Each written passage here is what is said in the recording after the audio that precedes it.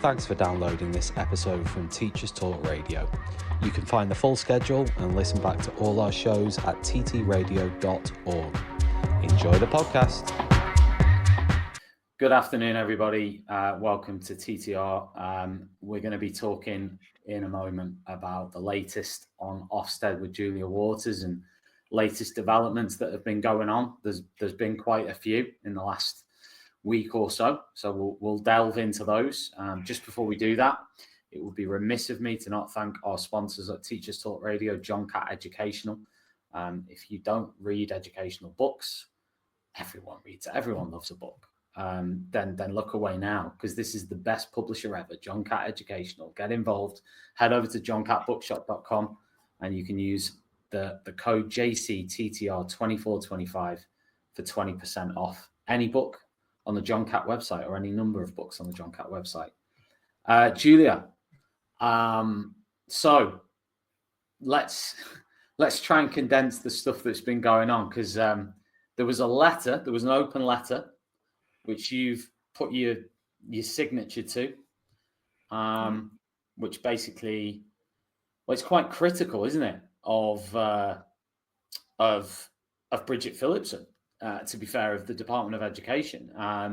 So what's your take on that letter, and why did you sign it?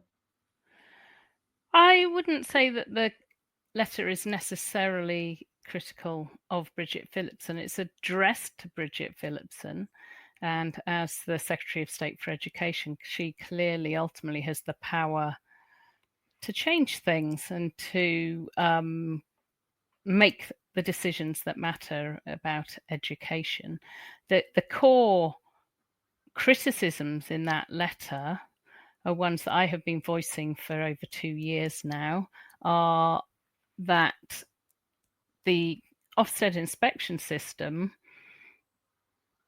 if the new proposed report card is implemented, will continue to have a detrimental effect on the mental health of school leaders and teachers. So my reason for signing the letter, and I'm one of over 30, and some of those are organizations rather than individuals, so it's not my letter. My reason for signing the letter is the reason you know who I am, is the reason I've been speaking for 2 years on this matter, is because I don't want any other school leader to be pushed to the extremes of despair that my sister was by an OFSTED inspection, an inspection that's meant to improve school standards and so on.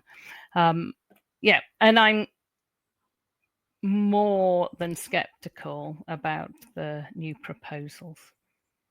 Do you feel sort of let down? Do you feel tired of battling away, or are you still like feeling the way you've always felt, or are you sort of like, where's your sort of head at the moment? Like, are you feeling, where are you at?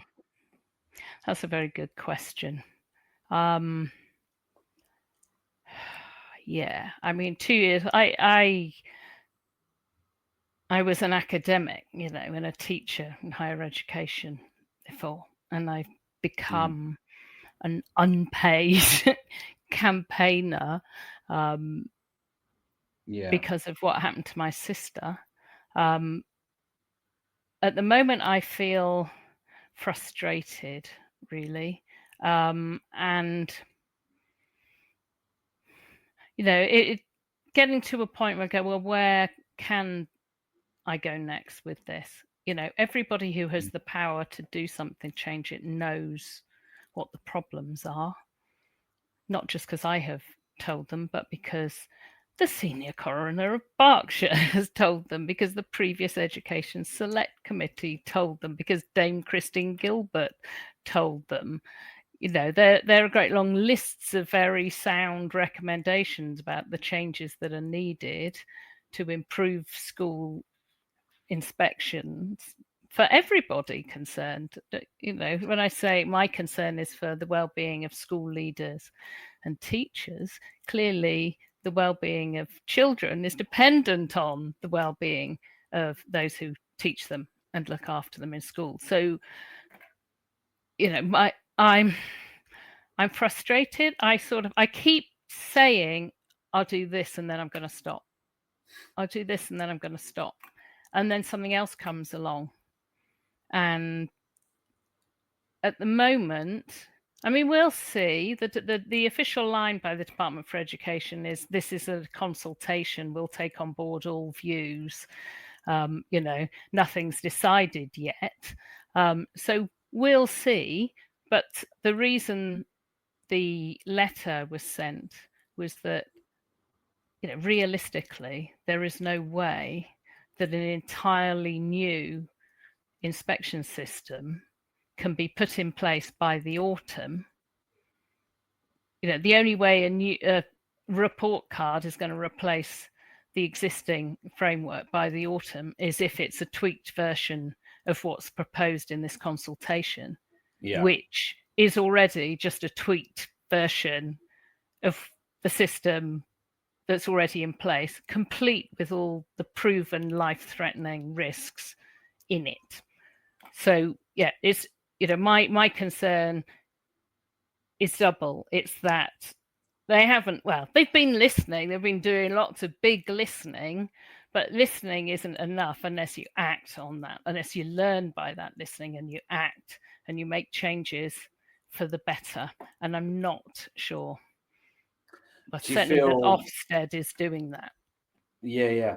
Do you feel, because I know a while ago, this is going back a fair bit now, you met Martin Oliver quite a few times. Is that right?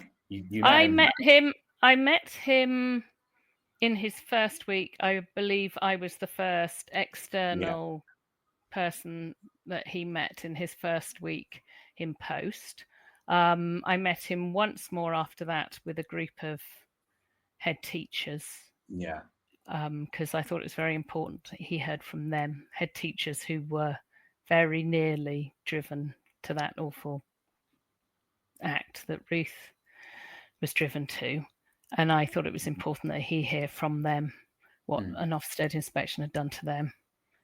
And actually, in all of their cases, as I will continue to argue, also the case in Ruth's, unfair inspections. You know, that's the thing. It's not like, oh, they go in and they find things that are terrible in the school that the head teacher was oblivious to, and that's what did it. No, they were, you know, unfair inspections.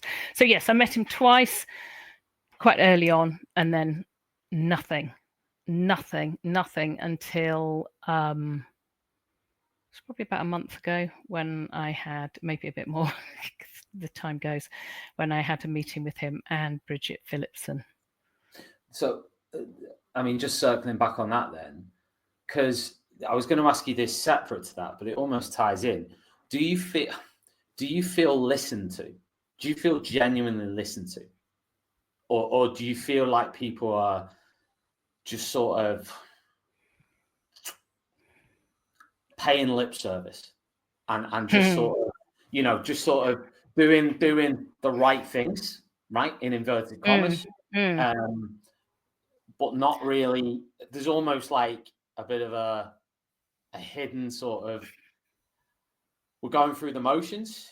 Yeah, well, put it this way. I mean, my very first meeting I had with Martin Oliver, I went in there, right, I'll give him the benefit of the doubt. You know, he's not his predecessor, whom I never met, and who went out there on national media saying some of the most horrendous and untrue and hurtful things.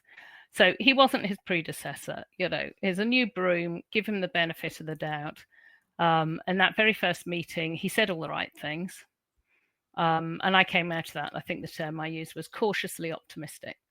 As I said, I then had one more meeting with him, and then silence, despite asking for meetings for months and months and months. And why do you think that is then? I think, I mean, there there are reasons I'm not going to go into here, but I think it kind of suited Ofsted not to meet me. And I think that first meeting and the sort of initial statements have been proven to be largely performative, if you like. I know as well, I mean, Amanda Spielman, oh, I can't even remember her name. That's something, isn't it? Amanda Spielman previously had kind of made a big fuss about trying to meet me and me saying no. The fact that that was over 4 months after my sister's death, when put on the spot on national TV, and then she contacted the local authority asking to be put in touch with the next of kin, having just defended the Caversham Primary School inspection on national TV, didn't predispose me to want to meet her. So I think, Martin Oliver, I went there genuinely in good faith. I'll give him the benefit of the doubt. He's saying the right things. He was at least a head teacher. He's experienced Ofsted inspections, been on the receiving end. I like to think that that what he said in that meeting was genuine, and that he wanted to make a change. But is that what he said? Are we talking about the first meeting now? The very first meeting, which is the longest and most thorough one that I have had. He said to me then that he'd taken the job because he wanted to change. He saw that Ofsted needed changing. The Ofsted inspections were too inconsistent and brutal. What happened to Ruth was wrong. It mustn't happen again. He got quite emotional during the meeting. That was genuine. But it just feels like he's sort of gone native, if you like, in Ofsted since that he, now spouts the received line. He sounds like his predecessor. He sounds like the other officials in Ofsted. I don't know this. You'll know more than me. Are most of the same guys there? Because I don't know. Are most of the same guys there in the leadership of Ofsted that were there before, or is that? Apparently, Martin Oliver assures me there have been a lot of new appointments, but there are still a lot of the old guard there, definitely, and in very influential roles within Ofsted. Yeah. Okay, so the letter itself, you've highlighted these systemic issues that need to be addressed rather than the surface level stuff. What does that mean, though? What is it exactly? Like, if someone pushed you now and said, "What is it you want?" Yeah. Okay. Well, shall I say the things that I think that are wrong that are still there? From my perspective, probably the teaching unions will have other things. I mean, they were in agreement on these things, but they, if you go into the nitty gritty of how inspections work, I'm not the best person to comment on that, probably. But for me, the things that this new report card does not address are, this is still a system that's based on shaming, on publicly shaming individuals, head teachers, and that is wrong and it's dangerous. It's still a system that's based on competition between schools rather than collaboration. Some people like that, though. Yeah. There's plenty. I could go on social media now. I could probably point to 10 leaders in education that I see. I don't necessarily know them, but I see them. I interact with them. Who sort of.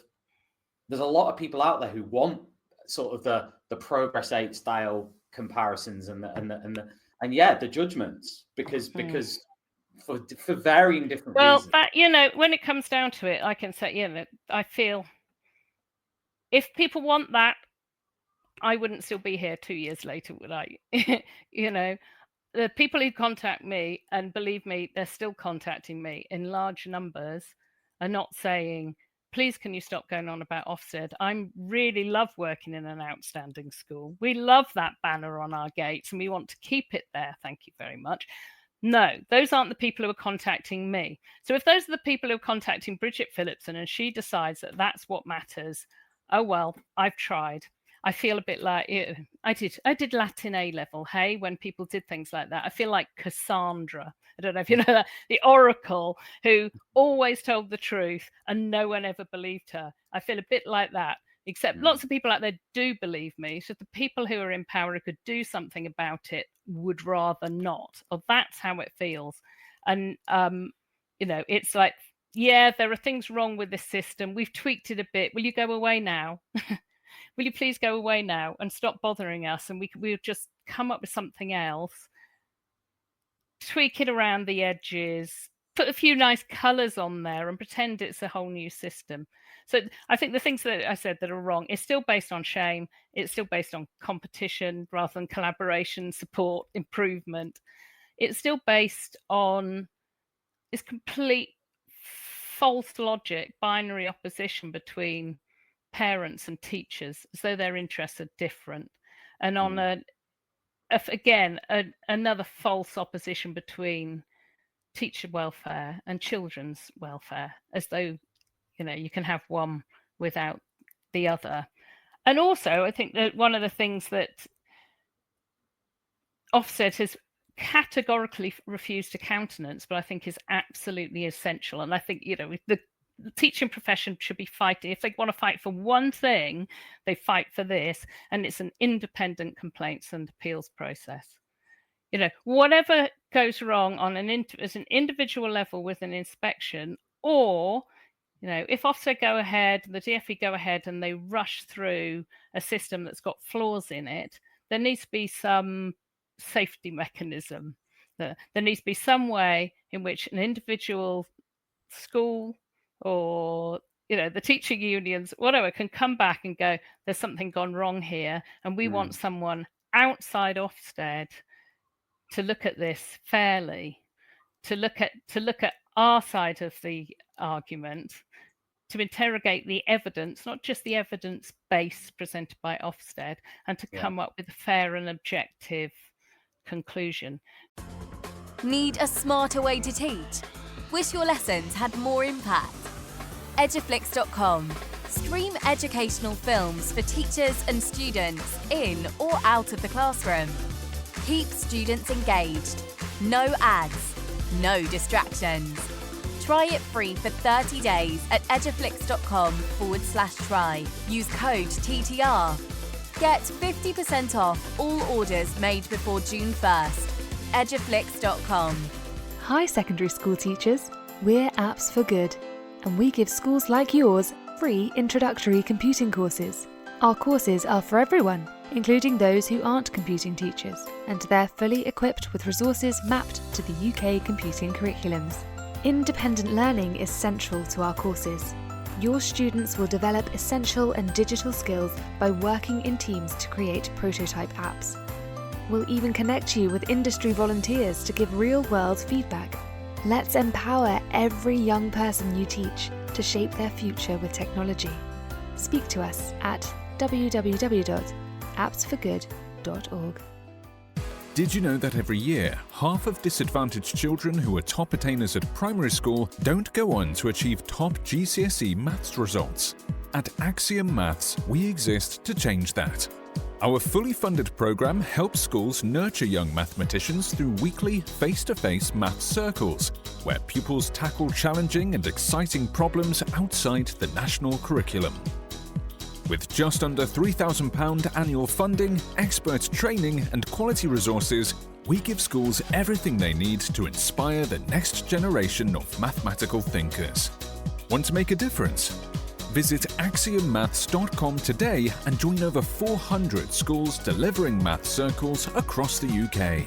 This show is brought to you in partnership with John Catt Educational, publishers of professional development books and resources that support great teaching and learning in schools around the world. Don't miss out! Level up your professional development today and visit johncattbookshop.com to explore the full range of titles. Use the code JCTTR2425 for 20% off your order. Happy reading. So I think, that to me seems to be the one thing that everybody should unite around. And if Ofsted do a good job, if everything's fine, if I'm proven wrong, and I really want to be proven wrong about this new report card being dangerous, then there won't be many calls on that complaints process. But if Ofsted want to restore trust in their organisation, if they want to be sure they're not going to have another prevention of future death report landing on their desk in a few years' time. Do you think the new? I mean, that was going to be one of my other questions. Is, in your view, what the consequences are of this going through in its current form, or like you've suggested, a tweaked form? What do you see? Do you see that as being exactly the same, basically, as it was before? I mean, it's not exactly the same. I mean, a lot of it, obviously, we're talking here, aren't we, mainly about the report card that Ofsted were trusted to come up with. It was, the Labour government's idea to have a report card. They come into power and they give it to Ofsted to sort out. Despite all of the flaws found in that organisation. Obviously, there has also been a consultation, the DFE consultation, about the broader school accountability system, including, more of an emphasis certainly on support on these RISE groups, whatever, regional improvement groups and so on, which, if implemented properly, might help, not that kind of automatic academisation, SLT pretty much automatically lose their job. So, there are things in there that sound sensible and might help. I think, I'm not the only one who signed that letter and beyond who's worried about how these different things are going to work together. I'm more than a bit concerned about quite how much new stuff has been sort of shoved into an already overloaded system, splitting at the seams, to be achievable in 2 days.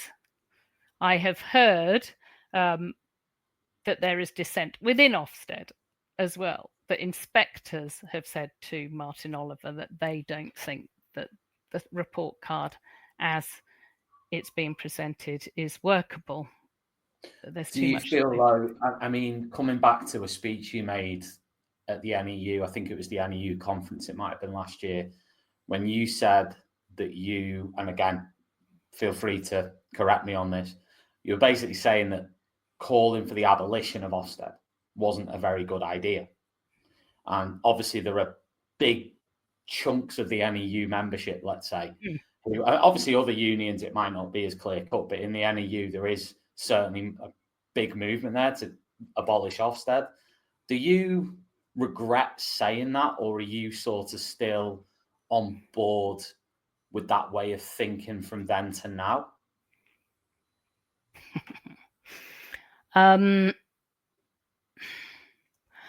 At the time, I said it, and all the way through, I've been saying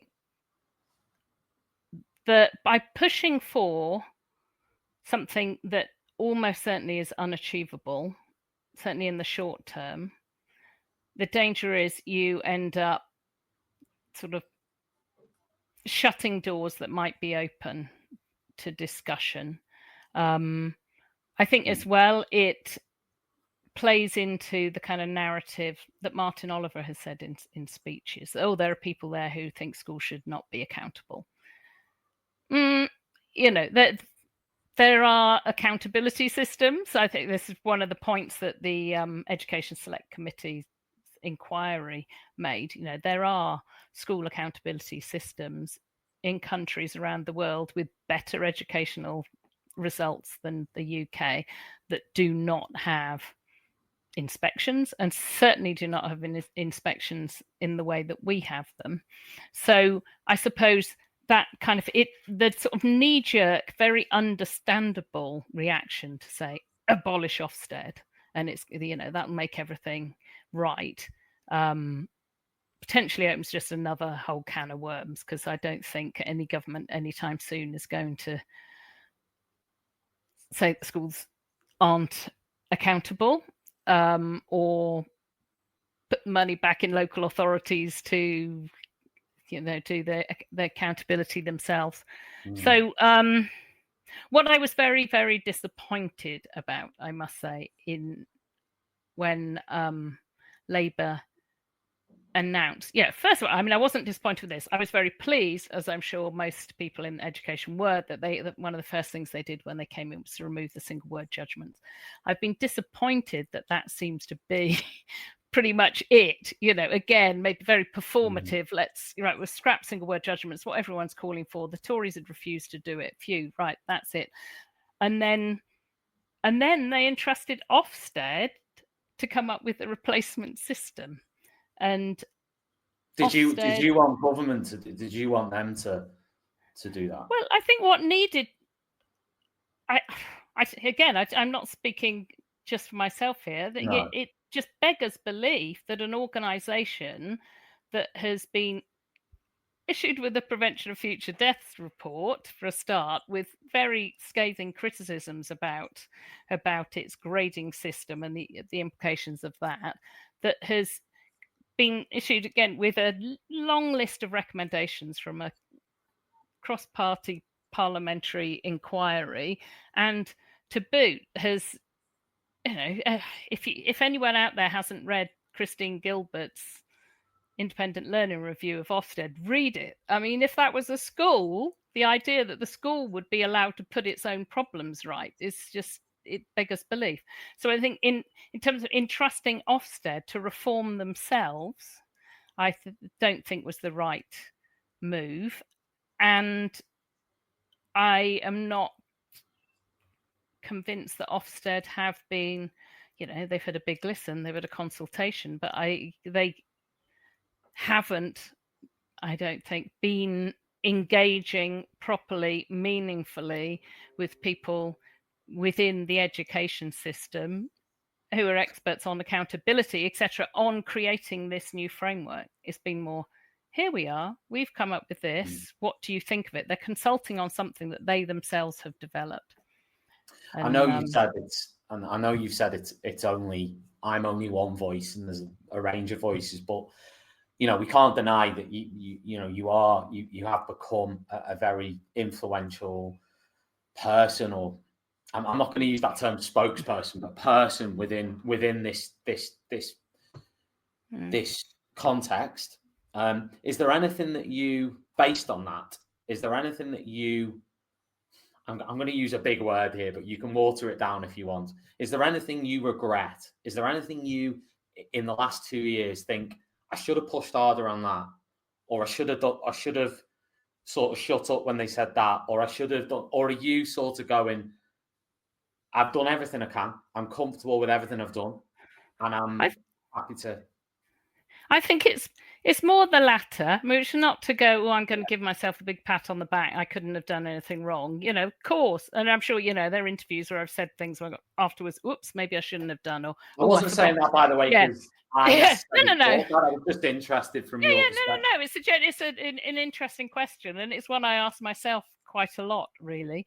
I suppose this comes back to the question you were asking me about, why didn't I say abolish Ofsted? I've had a lot of people saying to me, could imagine you on the, marching up at Rishi Sunak's door or whatever and going, Ofsted killed my sister, abolish Ofsted.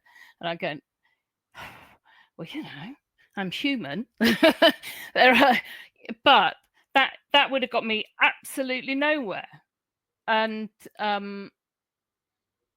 what's more important than some kind of knee-jerk emotional response, whatever, is to do what I can to prevent what happened to my sister happening again, and therefore to be open, to engage. When doors are opened, I will walk through them in good faith. But I stand my ground. I'm sure Martin Oliver's never going to go out and in public and say some of the things I've said to him behind closed doors, or to Bridget Phillipson, or to Number 10 a couple of weeks ago. I do speak my mind in those meetings, But I don't know, if you go in sort of super aggressive and confrontational, the drawbridges get pulled up. And I do wonder, this week signing this letter, that might be it. But I have got to a point of frustration, really, when I'm interested though why spoken to.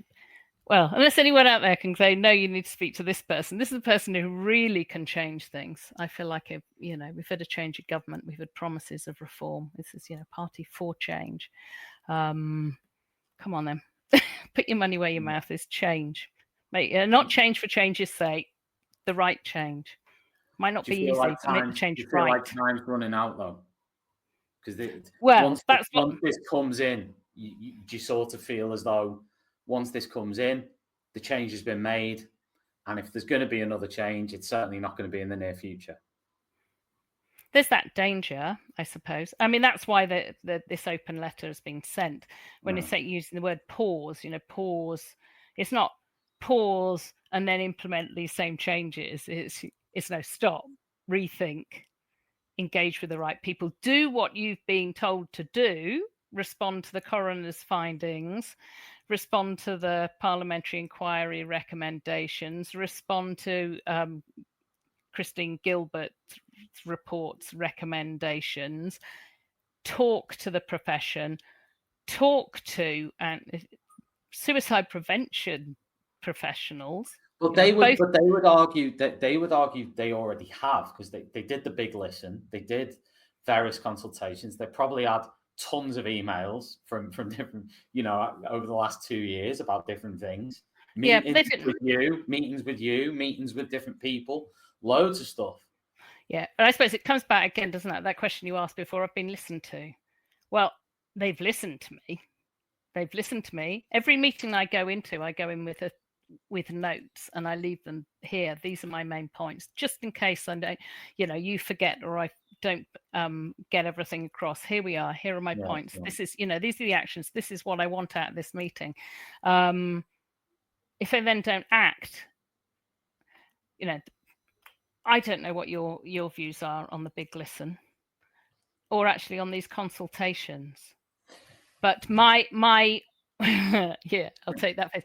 But my worry is that, I'm not the only person to call the big listen a big distraction. It was just like we've got to buy some time because there's likely to be election and there might be different things. So we'll have a big listen to everybody.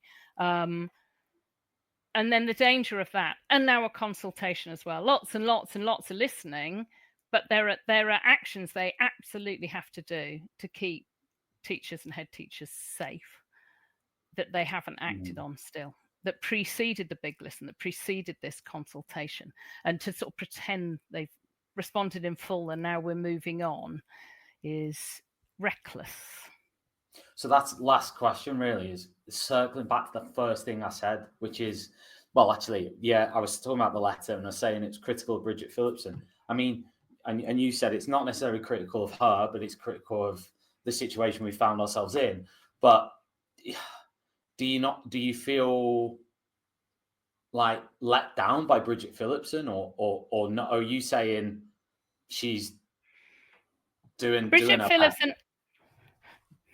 Bridget Phillipson has assured me that this is a genuine consultation. So they will take all the views received on board. My concern about that, having then seen what was in both consultations, is, are they asking the right questions? How of the right people? Neither the launch of neither consultation, neither Ofsted nor DFE made any mention at all of Ruth's death, of the coroner's report, of the Education Select Committee inquiry, of Christine Gilbert's review. No mention at all. So, if this new system is going to prevent future deaths and harm, they need to be asking questions about that, don't they? They're not just pretending it's being done, because the danger is, if you sort of, there have been changes made to the current system which mitigate the harm to a degree. They have made it better. There are lots of things that, that are better and might, who knows, have made a difference to Ruth.